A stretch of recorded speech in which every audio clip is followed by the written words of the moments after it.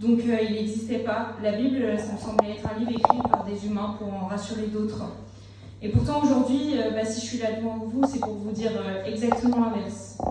Parce qu'aujourd'hui, je sais que Dieu il existe, Dieu m'a aidé, Dieu m'a sauvé. J'ai vécu des moments extrêmement compliqués dans ma vie, des moments où je voyais aucune issue sans savoir qu'un jour quelqu'un viendrait me sauver. Spoiler, cette personne, c'est Dieu. J'ai jamais connu mes parents ensemble, ils ont divorcé quand j'avais seulement quelques mois. Mon enfance, elle a été marquée par beaucoup de conflits, beaucoup de brouhaha, beaucoup de blessures non réglées, surtout du côté de ma mère, et ça a créé un gros écart entre nous. La relation avec mon père, elle non plus, elle n'a pas vraiment pu se construire, parce que la garde était alternée, je le voyais pas beaucoup, et je me suis retrouvée très vite seule. Mais je sais que Dieu était déjà là, et il m'a permis d'avoir quand même une famille quand j'étais jeune. Néanmoins, la vie, elle n'a pas continué à aller dans le bon sens, elle ne m'a pas épargnée. À l'école, j'étais une enfant assez solitaire, j'avais pas beaucoup d'amis, j'étais pas beaucoup appréciée, j'ai été beaucoup harcelée durant ma scolarité. J'avais un sentiment d'être pas aimée, mal dans ma tête, mal dans mon corps. Et très jeune, à environ 6 ans, j'ai compris une chose de terrible. J'allais devoir m'en sortir seule. Personne ne viendrait m'aider et personne n'allait m'aimer vraiment. Alors je me suis dit que je devais être forte, toute seule. C'est comme ça que cet esprit de petite fille forte est né. Pas parce que je l'ai choisi, mais parce que j'avais pas le choix. Ma mère, elle ne me portait pas un amour maternel très rassurant. Il n'y avait pas trop de discussions, beaucoup d'agressivité et peu de compréhension. Alors j'ai appris à faire sans elle, mais sans personne non plus. À ce moment-là, j'avais pas compris que je pouvais livrer mes fardeaux à notre Seigneur, simplement parce que j'avais jamais eu l'occasion de le rencontrer. Alors j'ai avancé, sans soutien, sans épaules et sans vraiment personne qui connaissait ma situation émotionnelle. J'ai essayé de me construire une carapace invisible, qui elle était censée me protéger de tout. Et je pense que Dieu m'a guidée et m'a aidée sans que je sache à traverser tout cela. Malheureusement, par la suite, les conflits familiaux avec une mère peu aimante, beaucoup de solitude, j'ai grandi beaucoup trop vite, je gardais tout pour moi, donc toutes ces émotions restaient en moi, je parlais de rien. Et petit à petit, je suis devenue quelqu'un de très irritable, très stressée, isolée et très incomprise. Alors mon adolescence, elle a été marquée par la solitude et un énorme manque de confiance en moi. J'ai eu beaucoup d'angoisse, surtout un très gros besoin de contrôle sur ma vie, et ce besoin de contrôle, il faisait que de grandir. Puis l'année du Covid, elle est arrivée, et cette année-là, ma mère, qui était déjà dépressive et sous antidépresseur depuis quelques années, elle a appris le décès de sa mère, une mère qu'elle avait pourtant jamais connue, et c'est à ce moment-là que l'alcool, elle est entrée dans sa vie, et donc dans la mienne et celle de toute notre famille. Je buvais pas, mais je subissais chaque jour les conséquences d'une mère alcoolique, dépressive. Plus les mois passaient, plus elle sombrait, plus elle s'acharnait sur moi et aussi sur toute ma famille.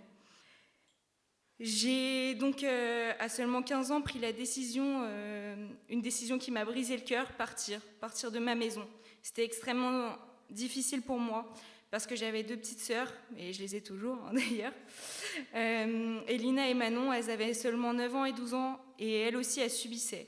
Je savais qu'elles voulaient sûrement pas que leur grande sœur parte, mais j'avais plus le choix. Cette décision, elle m'a déchiré le cœur et elle m'a rendue encore plus dure envers moi-même.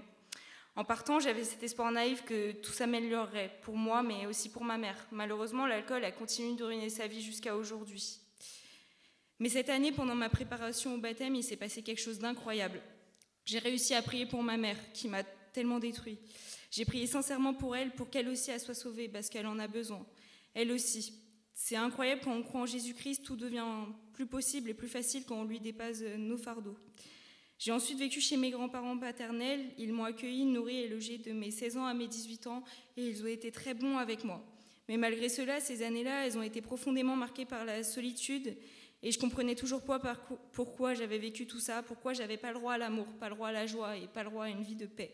J'étais triste, perdue et très vide. Alors j'ai cherché l'approbation de beaucoup d'hommes pendant cette période pour combler ce vide, mais au lieu de me reconstruire, ça m'a encore plus détruit. Durant cette période, j'étais abusée et manipulée à plusieurs reprises avec tout ce mal dans mon cœur, l'absence d'une mère, la violence, l'alcoolisme et les abus sexuels, et puis tant d'autres blessures. J'ai longtemps voulu mettre fin à ma vie.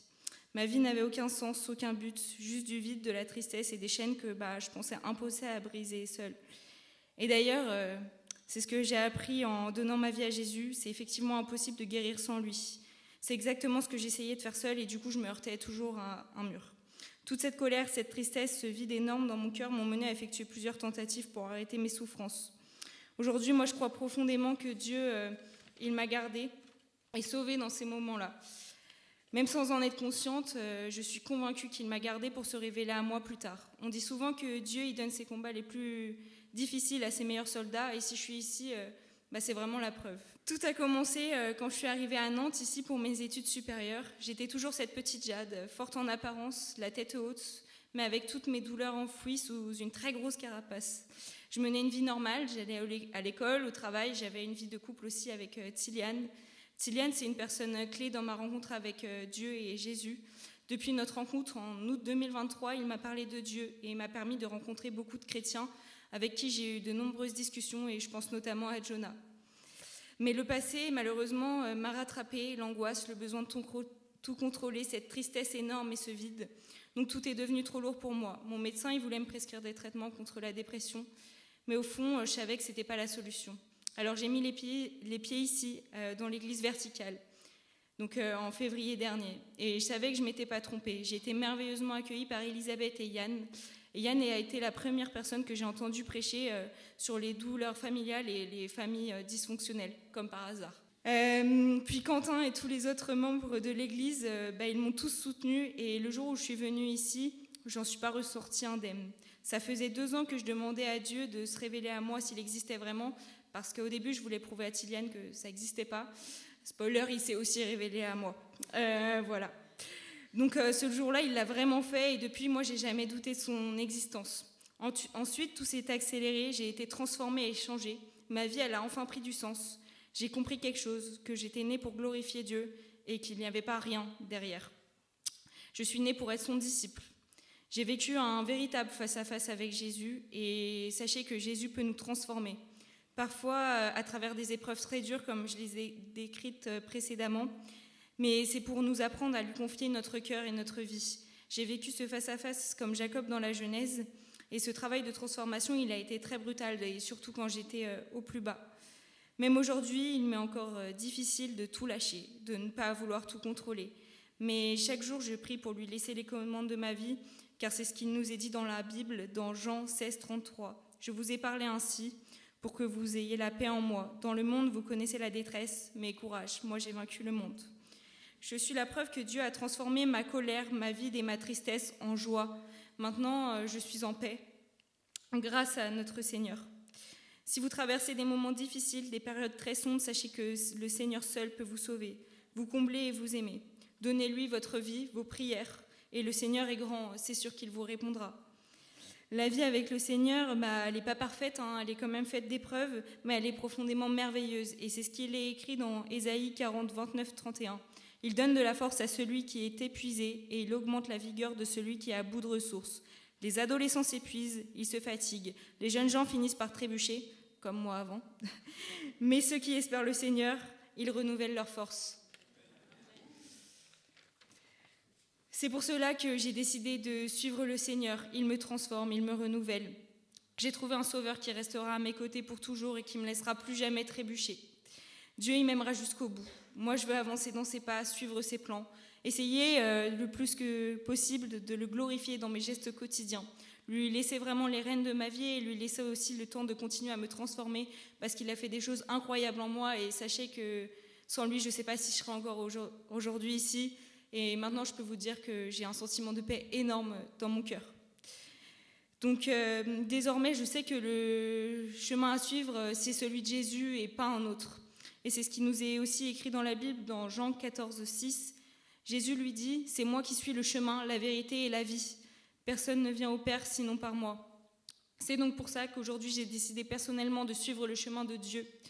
Mais je sais qu'ici, beaucoup de non-chrétiens sont présents et sont quand même venus pour me soutenir. Et je tiens vraiment à les remercier, ça me touche vraiment beaucoup.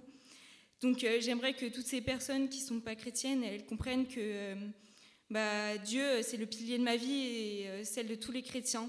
Donc il est important de le respecter et c'est aussi le chemin à suivre. Alors je décide aussi de dire devant vous que je donne ma vie à Dieu à travers notre Sauveur Jésus-Christ. Et je veux vraiment rendre gloire à Dieu avec ce témoignage. Merci de m'avoir écouté.